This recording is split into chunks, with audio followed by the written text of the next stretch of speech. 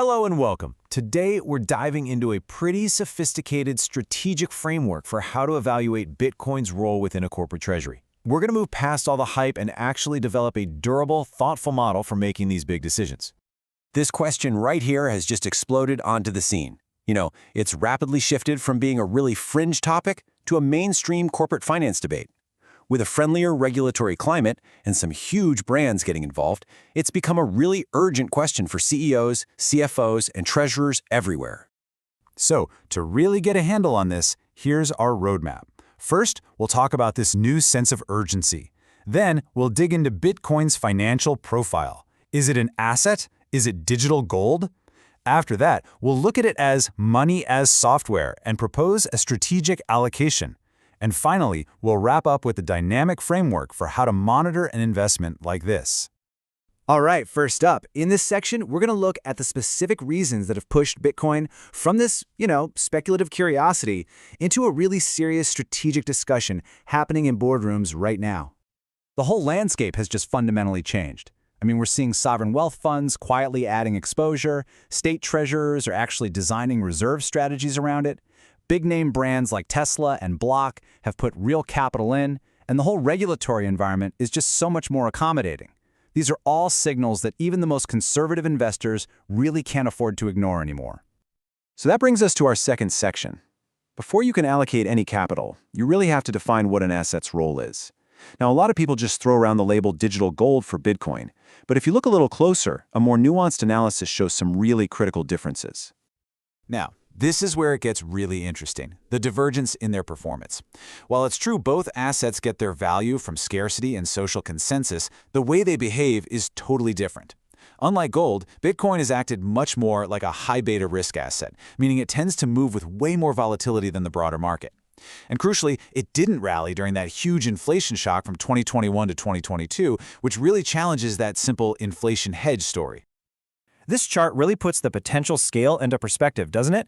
Bitcoin's current market cap is less than a third of the estimated value of all the monetary gold out there, in bars, coins, and central bank reserves. So for anyone who believes Bitcoin is going to capture a big piece of gold store of value use case, well, this highlights a pretty substantial runway for growth. This brings us to the core thesis of our entire analysis. To really understand Bitcoin's long-run economics, you have to look beyond just the asset itself and get a handle on the technology that's holding it all up. Here's the critical point. Bitcoin is best understood as both an asset and a network. The token, Bitcoin with a little b, is what you hold on your balance sheet, but its value is completely tied to the protocol, the Bitcoin network, which basically acts as the technology stack for digital money. The long-term value comes from how these two things interact. So this dual nature creates two very different possible futures. The bull case is that the network achieves what we call product-market fit. It becomes this critical piece of financial infrastructure, leading to these powerful, indirect network effects. The bear case? Well, it's also a software story. A better technology comes along, or the network just fails to adapt, and its value starts to unravel. Okay, so now that we've set up a framework for understanding what Bitcoin is, we can move on to the really practical question of strategy. How should a corporate treasurer even begin to think about sizing an allocation, especially given its unique risk profile? For most corporations, the recommended approach is a pretty small allocation, somewhere in the range of 1 to 3% of a diversified treasury. Look, a position like this is large enough to be meaningful if the bull case actually happens, but it's small enough that its crazy volatility doesn't dominate your portfolio's risk or, threaten the company's solvency. Making an initial allocation isn't a one-and-done decision. A truly responsible strategy needs a dynamic framework, a way to update your exposure as new information comes in. So, we're proposing a monitoring system that's based on two key dials. These two dials tie directly back to Bitcoin's dual nature that we just talked about. The first dial keeps an eye on its adoption purely as a store of value. The second dial tracks the progress of the underlying network as an actual piece of financial market infrastructure. So for that first dial, we're monitoring clear signals of progress.